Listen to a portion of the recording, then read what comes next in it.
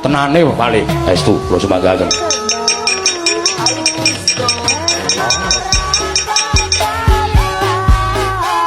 Sapa iki?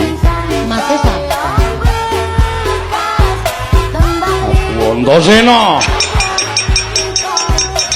Sapa-sapa kok wedi to karo aku ya, mun aku ki ya menungsa lho. Walaupun aku kaum minoritas, tapi aku juga manusia, tolong deh. Hargai aku ya ampun ana sing gelem.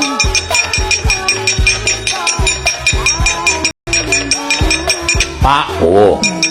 Mungsuh ampuh banget. Kabeh kalah.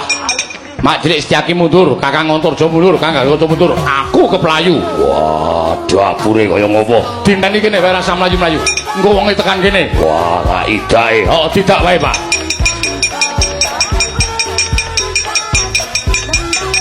Oh, gede banget.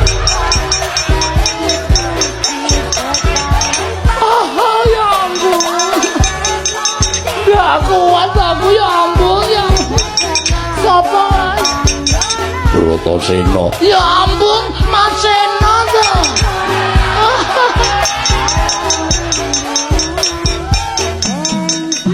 Antasena asu. Ngapusi. Sapa mas sing ngapusi ya ampun aja. Sapa sing ngapusi kok tak kebakane. Oh, ganteng banget. Mas, nyangsek to aja lunga. Edan.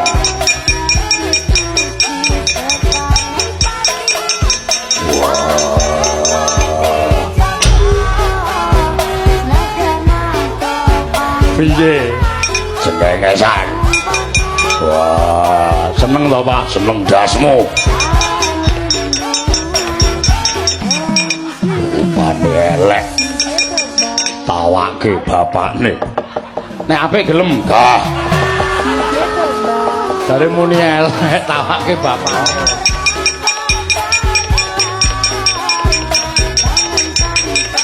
Pak Di, ana wong nantang sampean. Lho, sapa?